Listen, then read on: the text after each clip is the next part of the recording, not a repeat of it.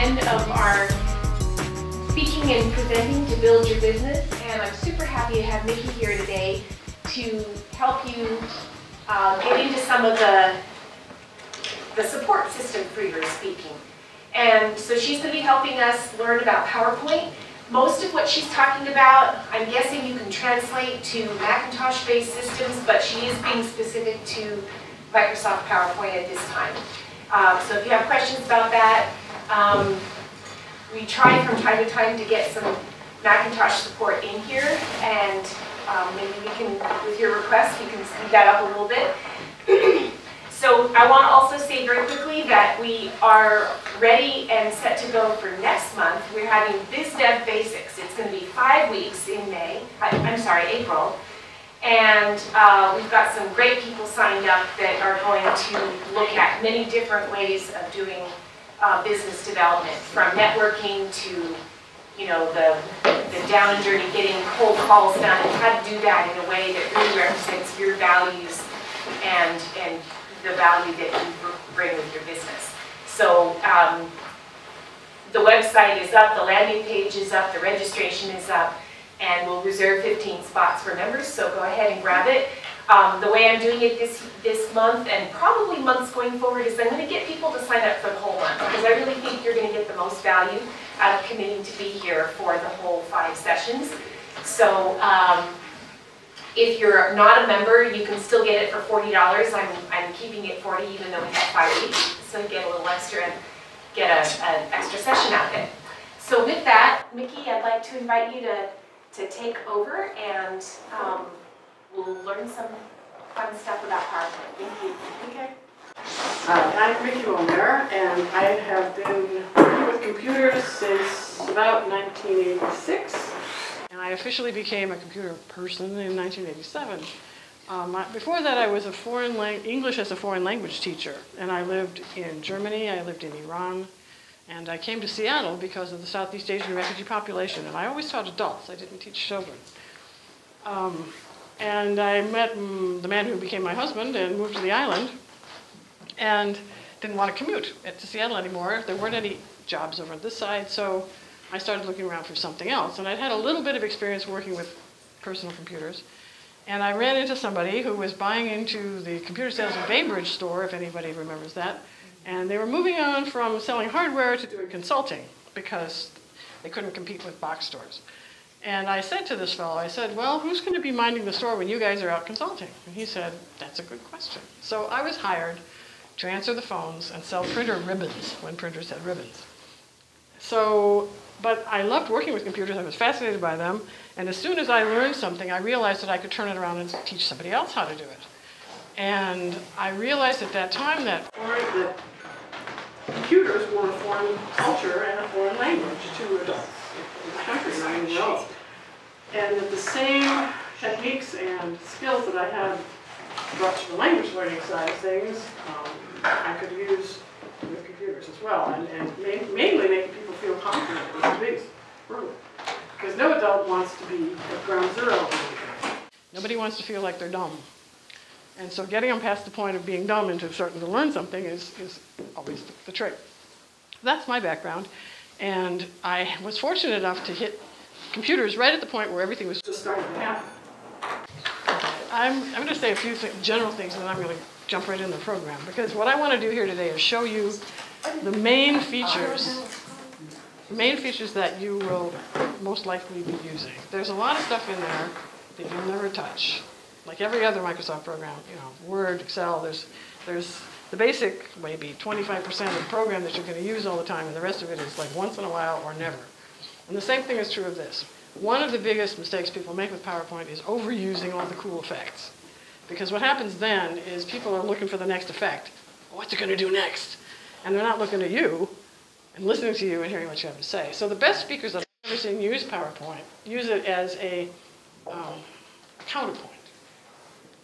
They say something and then they show you a photo, which of course is worth more than 1,000 words in terms of especially emotional quality. So if you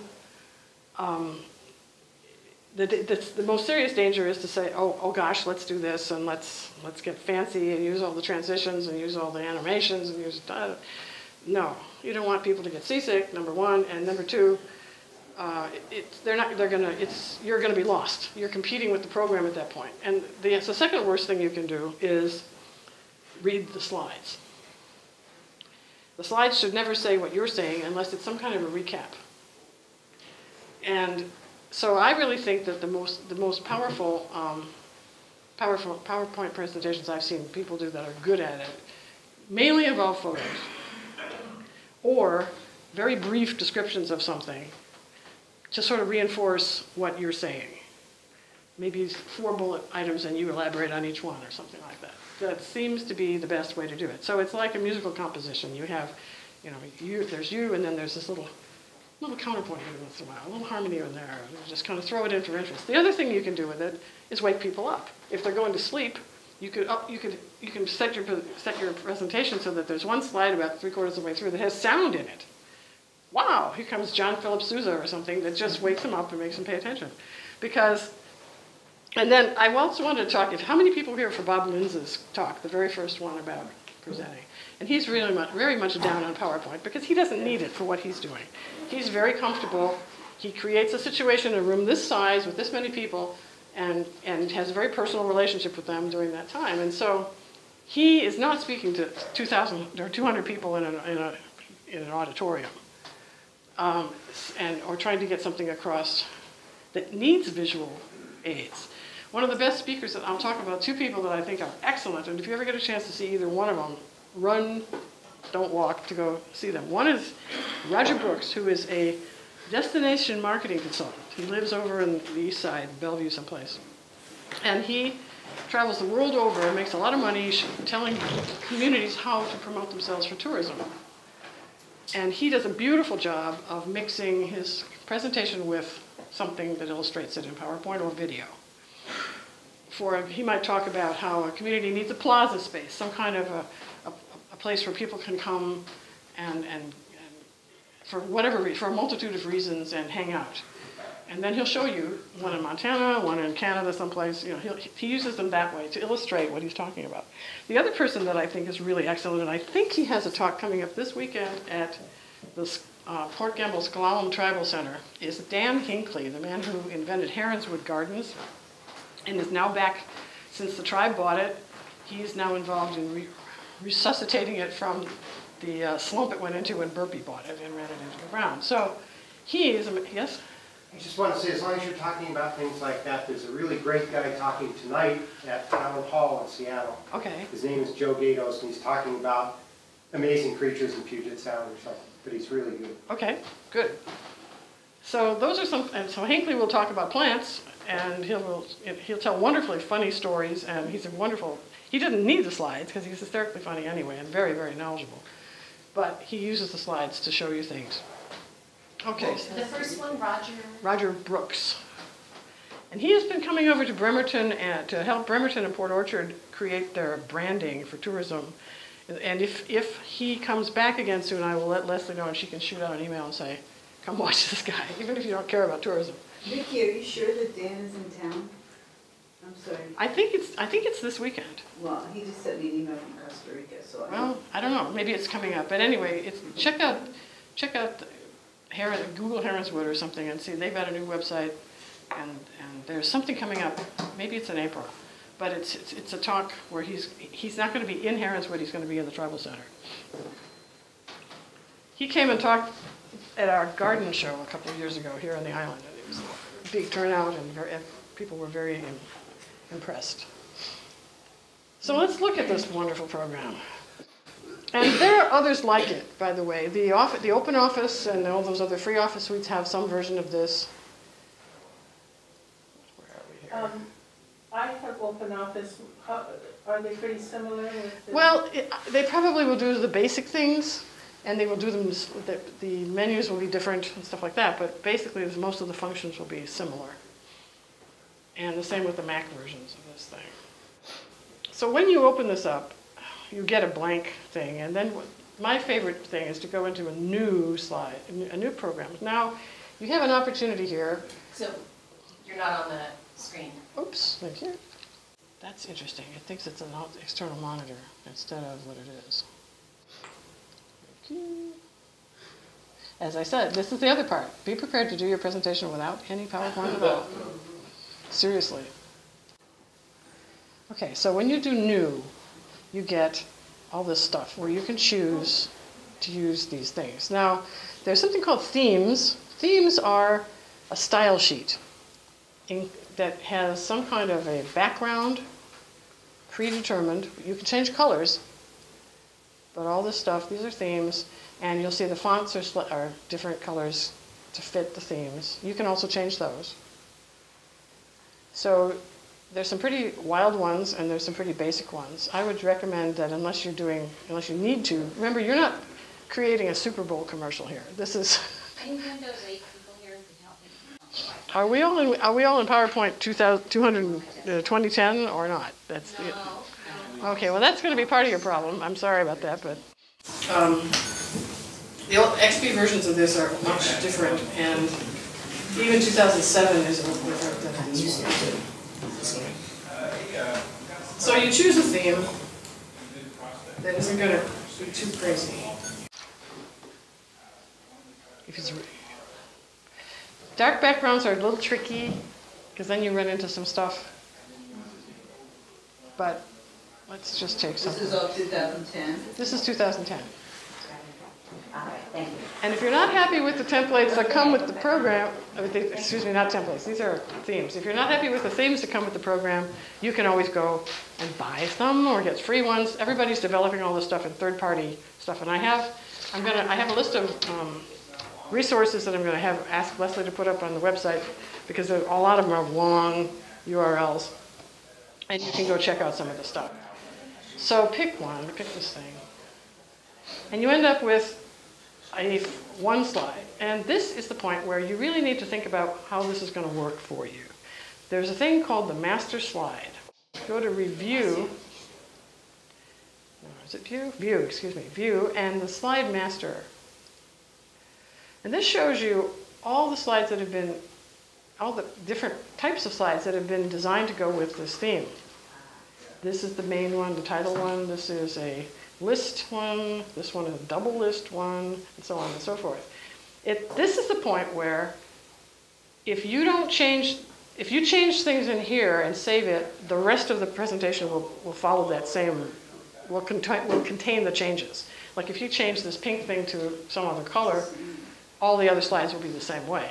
If you don't do that here, you will have to change each slide individually later on, or change the font or something like that. Let's say we don't like this font, so we go to fonts and find something else, and it all changes. If you don't do that at the master slide, you'll have to do it on every slide.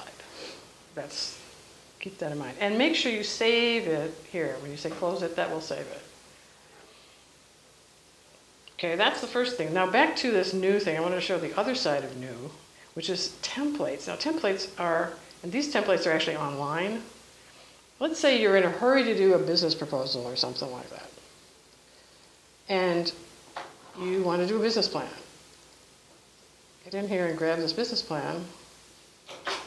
I actually have it open someplace, but just give it a minute. And it has everything you ever could possibly want in a business plan. Here's that part, here's... What's going on with this? My monitor, oh, I see my... What is that under, I'm sorry, the new, what tab are you under? Under the File tab. Oh, thank you. Under the File tab, and then you go to New. Now I'm in the presentation itself. So let's see, so here's all kinds of stuff to do with a business plan where all you have to do is plug in the information. All the organization of it has been done. You can change colors if you want to, and all that other stuff, but basically it's a no-brainer solution. So these templates are as close as they can to doing most of your work for you. But it's usually not the solution that most people want. Most people want to go and do their own thing. So It's a good way to get at least ideas. Yes. Kind of jumpstarts, Yep. because it's easier to be critical of what's there than it is to kind of stare at a blank page. Yes, exactly. Now here, if this is the one I set up yesterday, and if you say new slide, you'll see all the options that are in this theme. Here's one, just a custom layout. You can just put something in here. This is for a chart or whatever else you want to put in. You can always get rid of these things. If you say, I don't want that, get rid of it. You can add photos, you can add videos, you can add graphs. I'll bring in a graph from Excel. That's easy enough to do. I want to find one here. Where's the one with the color? I'm going to close this because it's in my way. In Excel, I have created a graph. Here's my information, here's my graph. This is true, by the way, 50,000 people in the chamber visitors last year. So, if you highlight the whole thing and copy and paste it, just like that, Control-C, copy, zip over to here, Control-V, whoops, what was that? Something else in my clipboard, sorry about that. Come on, guys. Control-Copy. Is it selected? I think it is, yeah. Control-Copy. There's that guy, whatever we just did. Did I just lose that again? Here. Now where am I? There we go. Now we're lucky here that this background is white because in its native thing in Excel, a graph has a transparent background. If I pull this in on a slide that's got a dark background, it's going to show through it. So what you have to do in Excel is click in some place in the larger part of the slide and say Format Chart Area and make sure that there's a solid fill in the background and choose your color. Now I can choose white and it'll show up as white on top of a dark background. But if you don't choose anything, you get transparency, which is impossible to read on dark backgrounds. So that's one thing. Vicki, when you're putting a graph back on that slide, does the template you have to have a space there or to add that? Either that or it'll sit on top of whatever's there. There's like that one we just looked at was an automatic graph. If you go the other way around and let's take that slide again. This custom layout says add a chart. Okay, if you click on chart, it opens and you choose the kind of chart. It opens Excel and it gives you this information here. Here, put all your data in here and alter this to whatever degree you want it, and then you save it and away you go. So it's kind of a backwards way of doing it. I prefer to create the chart in Excel to start with and just cut and paste it. It's just less messing around.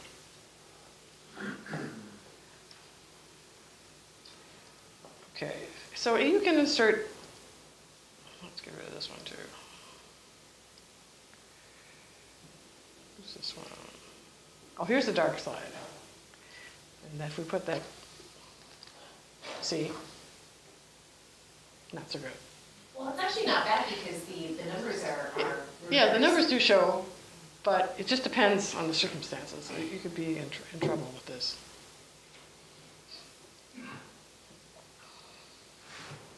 Okay, here's another one that I did, where an automatic one from Excel. This is a crazy one because this has got stuff going this way. You can add your title. And it has other slides with this oblique thing too. I would say maybe if you want to do it at the title slide, fine, but I wouldn't do it beyond that. That's overdone. Okay, let's move on to, and you can always resize these things. If this is too big or too small, you can shrink it, move it around, whatever. And you can add elements too. Add a table, add a text box, so on and so forth. Add a screenshot. And I guess you could take a screenshot right there. Picture. You can have a picture that fills up the entire slide, or you can have a picture that displays within the words. Vicki, do you mind if I add something?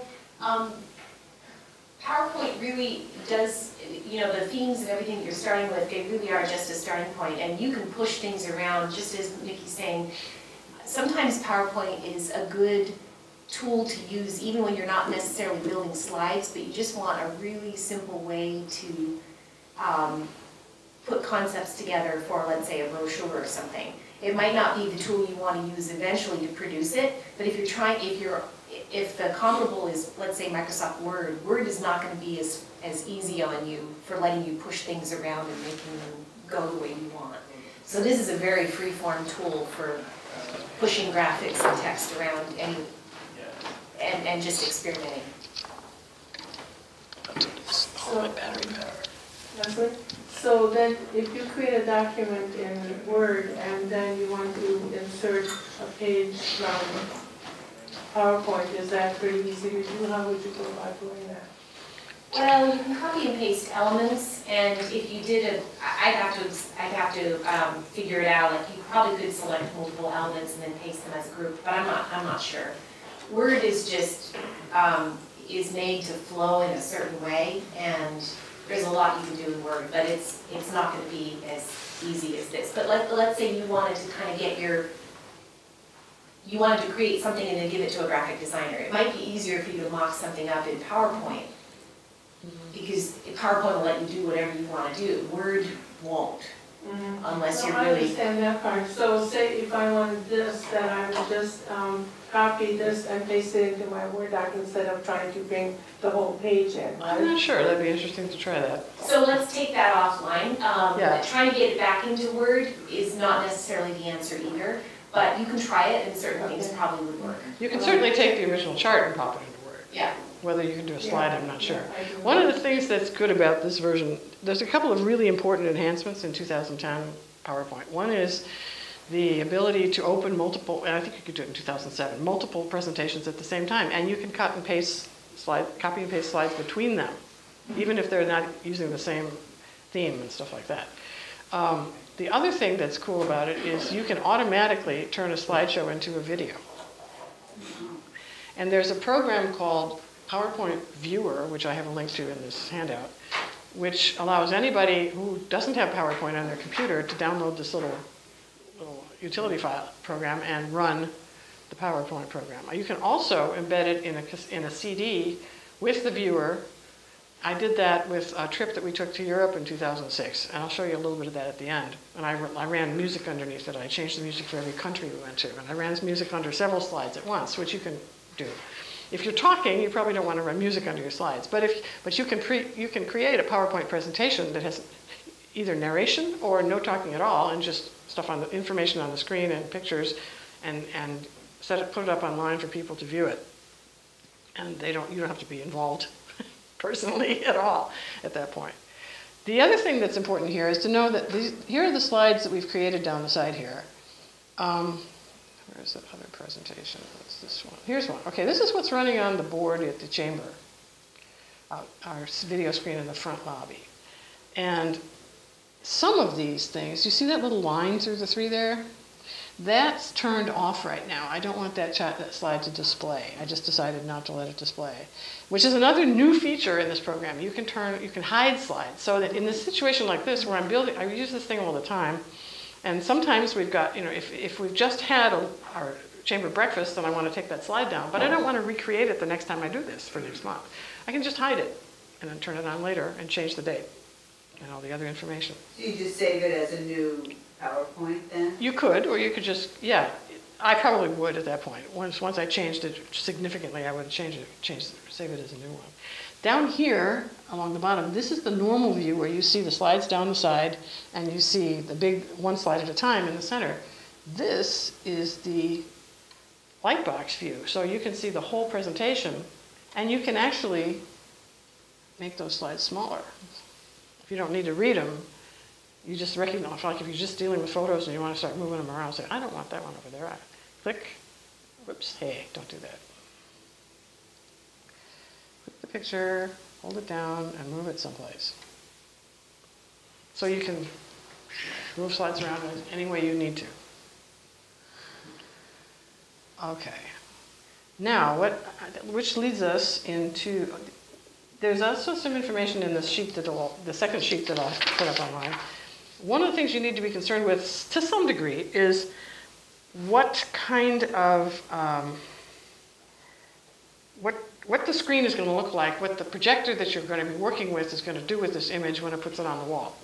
Is it going to be in a 4:3, which is a kind of a squarish aspect ratio, or is it going to be one of the wide, long ones like on the screen or my computer screen? And you can set that in here as well. But I want to move on to transitions and go back. Transitions and animations. Transitions, this thing normally runs without any transitions. It's just let me just show you. You go to slideshow from beginning, and it'll run, I think I've got it to 6 seconds. Maybe it's 5. So it's just a next slide, next slide, next slide. Nothing fancy, just slide after slide after slide. Okay, so let's play with that. Escape here. Escape gets you out of the presentation, stops the presentation. So let's save this one. Transitions are movements from slide to slide. When one slide changes to the next slide, that's a transition. Animations are movement within one slide. So here comes, let's do, what shall we do? There's some cool ones here. We've got, split is kind of cool. Okay. Ooh, all right, there's that. And now, see over here, the duration. If we want that to take more time, if we want it to go slower, let's bump that up to like 1.9. And you click that again and you watch it. There we go. And this is my automatic advancing of the slides in 5 seconds. And once you now I don't want every slide to do what this one is doing, so I'm not going to say apply to all. But if I wanted to shorten this so we could watch this faster, no, I don't want to do that either. At this point, it would apply everything to everything. I don't want to do that. And by the way, if you're preparing an Ignite presentation, don't worry about doing that, but if you want, because we can help you do that at the end if that's more than what you need, but that's really all it takes, is just having this advanced slide every 15 seconds. So that way you can set it and play with it yourself. What's Ignite? Ignite is a performance that's coming up on May 14th, Tuesday, and we are taking speakers who want to present 5-minute presentations, 5-minute talks. You get 20 slides, they advance automatically every 15 seconds. So it's a little bit of a performance art to tell your story in 5 minutes, and your screens are going to advance whether you want them to or not. So I can tell you more about it afterwards if you're interested. I'm just curious. Yeah. Okay, this one, let's try something different. Let's make this one, that's kind of different. Whoa, okay, that's kind of cool.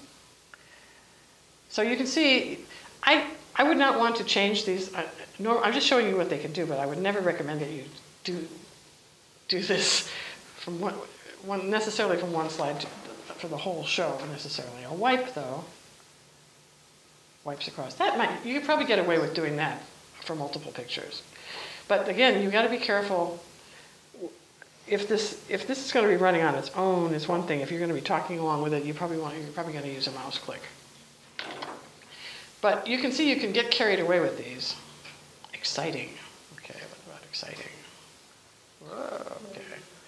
So how far do you want to go with it? I would say restraint is what I would suggest. But you can play with those things. Okay, let's go in here and do some kind of, no, let's go back there. I want to go to a slide that actually has something on it that's running. Okay, let's save this one. Now let's play with animations. What do we want to do with this? One of the problems with it is that when I turn this thing on, it's going to cover up half of the slide, but that's just the way it goes.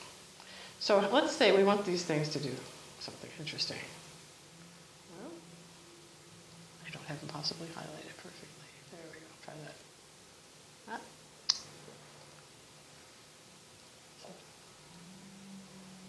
Okay. It's not working. Let's see. Do you need to take the whole block? Or is it I don't want the whole box. You can do it with just one element. I just did it this morning. Let's just take. What about animation? Oh, yes, you're right, excuse me, add animation, there we go, that's what I'm looking for.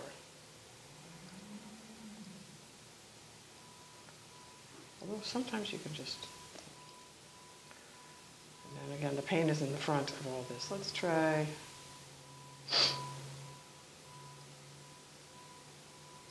oh, here's a couple more I have to get rid of. Oh, there's too many of them. There we go. I like this.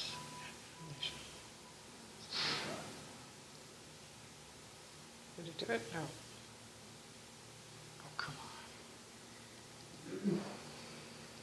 The animation looks like it's there. Do you just need to Is it show too, it? yeah, but is it too, Do the preview on preview far or- left. it's not really, it's supposed to float, and it didn't float. Well, let's try the whole thing then.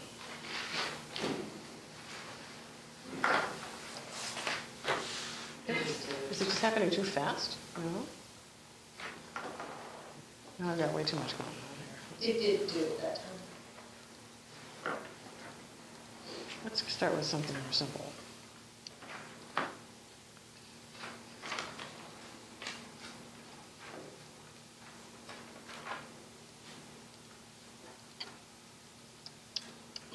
Okay.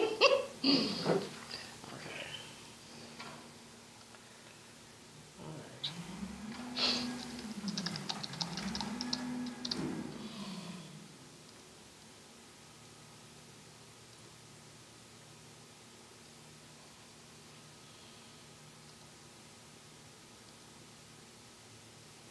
There we go. And there's some really crazy ones.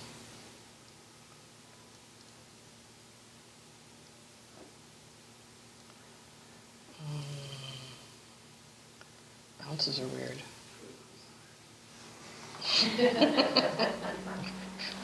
There's some that flip them around. But again, if you're trying to be funny and catch somebody's attention about something once during the slideshow, it might be worth doing this. There's one. Shrink and turn. Okay, so there's all kinds of stuff you can play with. But again, be careful. You could probably do a perfectly good slideshow without any animations at all. You can put music and sound behind a slide. You can put music and sound behind multiple slides, or behind one slide. And you basically go to Insert, Audio File. I got anything? Oh, here's something. And it puts this little icon of a speaker on the first slide.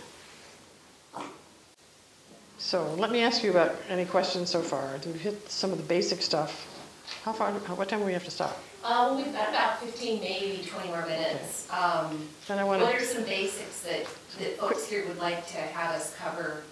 Well, basically, I'd just like to know, I mean, the idea is to create a group of slides that you're going to then put, you have it on your laptop or on your computer, and then you plug it in and feed it into the overhead, yes. right? And that's what puts it up there.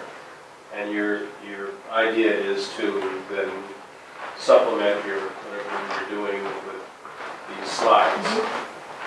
yes. So, and then there's all these ways that you can manipulate all of this information. So you want to have your objectives and your audience figured out ahead of time, and then, you know, once you get in here, this is the visual part of your story. Right. You know, you're standing there, you're the personification of your story, and maybe what you could do is talk a little bit about some of the to-dos when you're getting prepared to go to Yeah, a that's the next presentation. We can thing come I back have. to some of these later. One thing is to understand something about these digital projectors. They are designed to handle inputs of different kinds.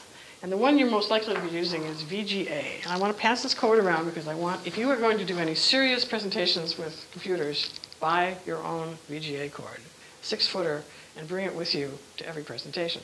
I have been to so many places where, yes, there's a box light on the table, there's no VGA cord. Fortunately, I had one in my computer case. So this is what a VGA cord looks like. Make sure you have one if you're going out for a lot of presentations and you're not using your own projector. And You then- have a Mac too, sometimes you need a connection. It could, for that. Macs use the same thing? I have to use. Yeah, right. Yeah, there's adapters. Adapters. An HDMI is a high def version, which has a different connector end than that. Not all PCs are HDMI ready. And a lot of the older projectors don't necessarily do it either, so Yeah. make sure you got a VGA cord. This one's floating in the ceiling, from the ceiling, but most of them are sitting on a table someplace. Adapted on my monitor into the projector. And one of the problems you always have with them is that they're getting the picture up high enough to project to the screen properly. There are little feet usually that you can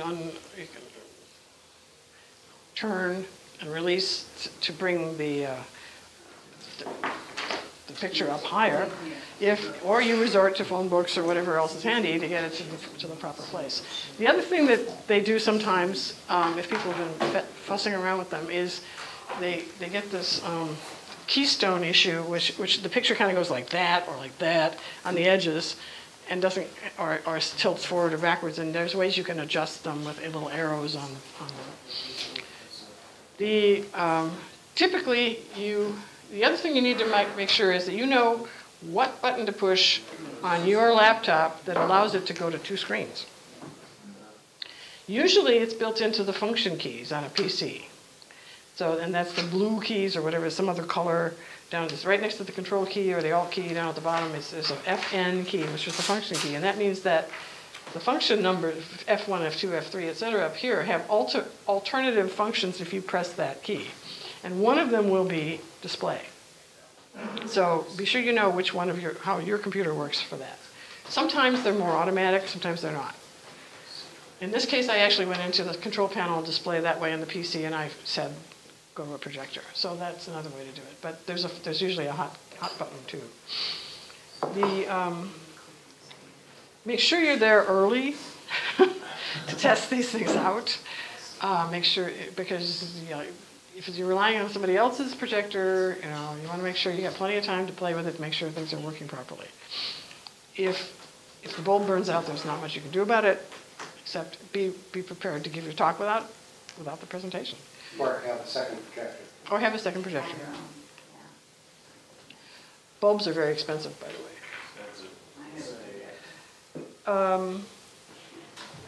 Sometimes it's better to use your own projector too. I went to a presentation, they had one from the ceiling, and then I thought, oh, okay, I'll use theirs, even though I had my own, and then it didn't work right. And if I would have just put my own up, I wouldn't have had those issues. Right. So you can, and as I mentioned, you can use PowerPoint for a presentation when you're doing the speaking, or you can make a standalone runtime version of it, either as a PowerPoint presentation and upload it to a website and have people get the PowerPoint viewer or just open it up. Or you can turn it into a video and put it on a DVD. So I wanted to, let's see if there's a few more questions, and I'll show you the one that I did from our vacation. Is the upgrade to 2010 of PowerPoint, is that free or not? From where? Well, like I have 2007 PowerPoint on my computer, but I don't have Windows 8, so is that why I don't? This is actually from Windows 7, but the generation of Windows 7, because there's now Office 2013, which I haven't even looked at yet. Well, I have Office 2010, but I have PowerPoint 2007. There are different versions of Office with more or fewer programs. I don't know. I think there probably is an upgrade if you look around like Amazon or someplace and see that. I would think there's an upgrade version, but I'm not 100% sure. Maybe one thing I could add to sort of having fallbacks in case things don't work is to, when you save your presentation off in that sort of movie view or whatever you were talking about, copy it to a thumb drive too, because it's always possible when you get there, they might say, oh, well, we've got our computer hooked up to it, and you can say, no problem, I'll just, put the thumb drive in. Or if something goes wrong with your computer, somebody else might have a computer. It's really nice having your presentation just sort of literally in your back pocket, so that if all else fails, you know, you've got it there. And likewise, they might tell you to bring your computer on a thumb drive. It's nice to have your own computer there as a backup as well. Yeah. Plus, there are some of the more high-end projectors will accept a thumb drive. You don't even have to bring a computer, but you don't know what you're getting until you get there. How much memory do you need on the thumb drive? Oh, let's see, what's All the graphics. It's not, much. unless, well, It depends on what you need to do is to, when you're putting photos in, if you're putting in photos,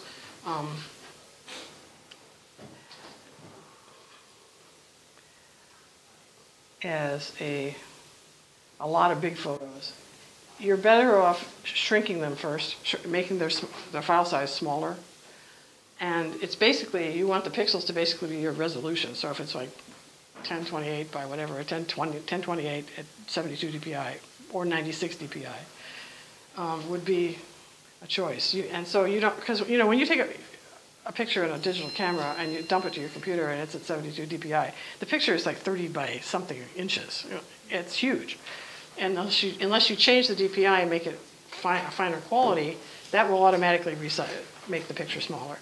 But you still might end up with something that's 18 inches wide, which you really don't need for this presentation. It's just going to take up space and make the file bigger.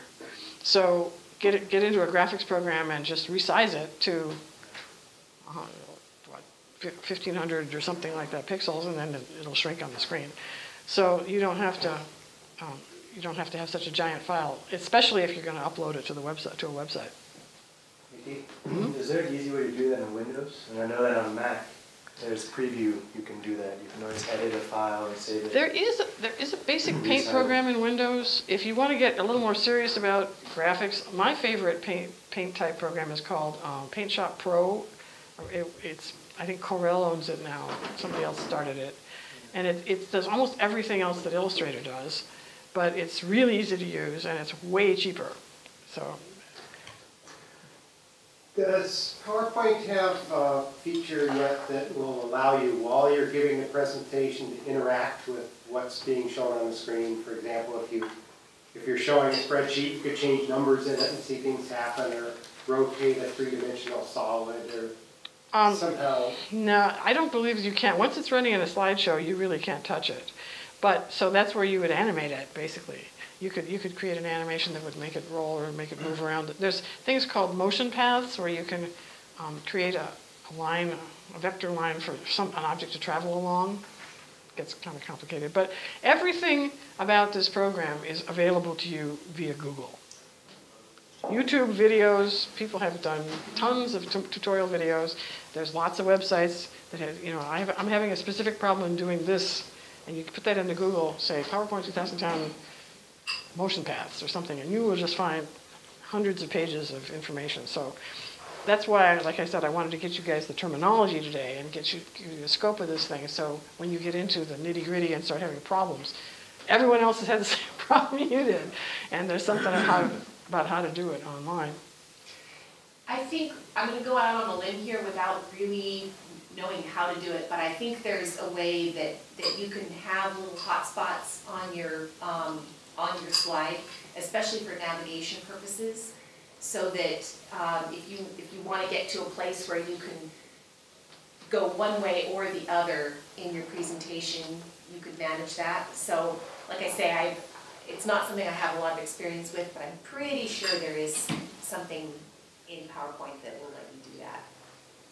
Okay, we'll research that. You can call me on it and I'll look it up. Yeah. The other thing I wanted to mention is that in one of the options you have here is not only do you have the slideshow itself, but you have the ability to create a handout master. Handouts. You can create handouts and notes. So if your slideshow is mainly text, for example, or just copy. The handout master will basically show the slides on paper so people can print them. And so it might not be a bad idea to have some of the, as a fallback again. You know, if you're going someplace and you're wondering whether or not the technology is going to be there for you, bring a copy of the handout with you so that at least if everything else, if the power goes out, as it often does in Bainbridge Island, you can have somebody photocopy this bunch of, the paper with the pictures of the slides on it, and everybody can kind of go through the thing that way. It's nowhere near as much fun as when it's on the screen, but at least your presentation is with you and there, and other people have access to it. It seems to me the fire alarm, smoke detectors, and blinking off and on. You know It's all what that's there. about? Is that? It's been going on and off all day, you're messing with it. Sorry. Just checking. Just a suggestion about the bringing, a lot of times, particularly if you're going in front of investors, they'd like you to have that, but it's better not to hand it out till afterwards so that Yes. they're not distracted reading what you've given Right. them. Right. Do you want to show them where you can click to add notes? So you can say, You can hide that on your own, hide that from the audience. yeah. And you can save notes for yourself, and you can type anything in there you want to. Well, the default is nobody's going to see that Yeah. in this mode. Once you go into a presentation, you're Right. going to see it. But you can see it on your own computer if you want. Yeah. It's kind of cool. So, I'd like you to roll back to step one, which is choosing the theme. okay. So we could look at a couple of those, because I think that keep it as simple as possible when you're just beginning, for me, particularly with this new program that I'm learning, is really important. So you go to File. File, New. Okay. Thank And then- you. All right. And then you click the themes button. You go back and start to Okay, do it File, again. New. And then you can start with a completely blank page, too. Yeah. There's no law that says you have to Here's start one that with says these. blank presentation. You can do that. But if you want a little enhancement on your own, go to themes and just start looking around. So Like you that? choose a theme that's as simple as possible. Yep, like this is Or one maybe pretty just a basic. blank presentation. And then the next step, as you said, is looking at the master. Yeah, you go to the view ribbon Go to view, thank you. and slide master. View, and I'm following along. And then you change anything you need to change in there that fits. One thing I should point out too, I use varied slides, see how the content is split. If I put a graph in, rather than just having the same thing coming up time after time, I'll put a picture of what it graphs. So it creates interactive Yep. understanding. This is going to ask a ton of questions. Right. Anything else? Okay, thank you. And I'll ask Leslie to put this up as soon as possible. And You can go live. I've done that with small groups where it's displayed the program Yeah. right off the computer. So when you're done, is there a save at, like, Yeah, you want Word to, document, save yeah, as, save. and then you name it? I always love the fact that Microsoft is still using a floppy disk as a save. There are children on the planet who have never seen a floppy disk. They chewed on But- floppy disks when they were Anyway. They're coasters. Yeah. Save as, save, or whatever you're doing. And then save and send is this new feature here where you can go, well, what do you want to turn this into? There's a SharePoint thing, which is online sites.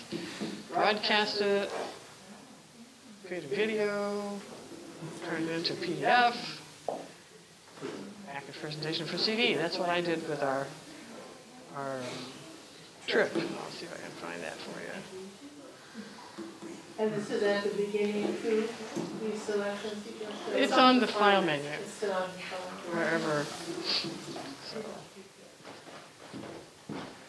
Okay. So I think I'll stop there. Yeah, I mean, at the simplest, you could think of PowerPoint as sort of a paint program or something with many, many pages. I mean, you really can just create some text, format it any way you want, push it around the page any way you want. I think there's some painting tools there.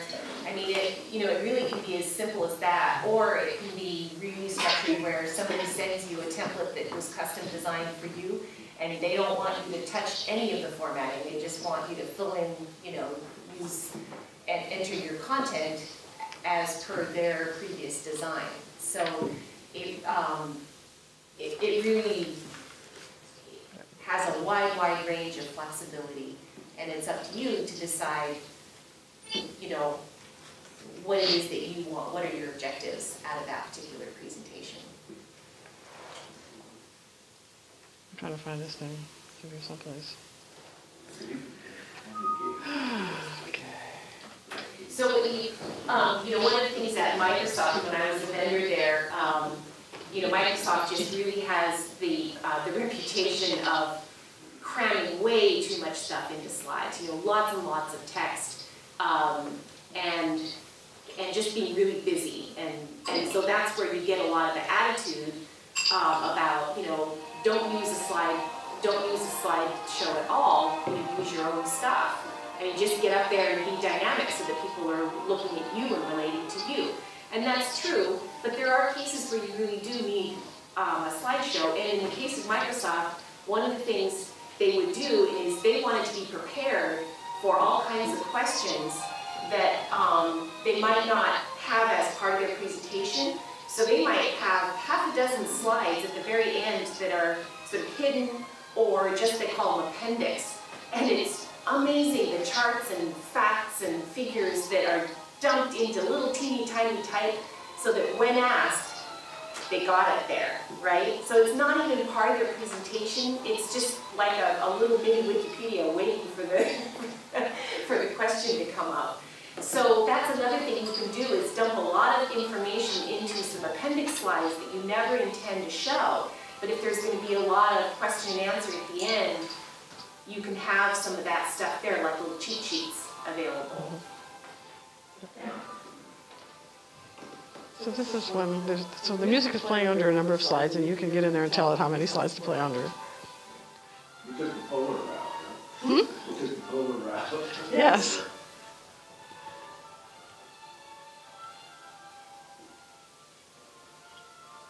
And you didn't use any fancy yet.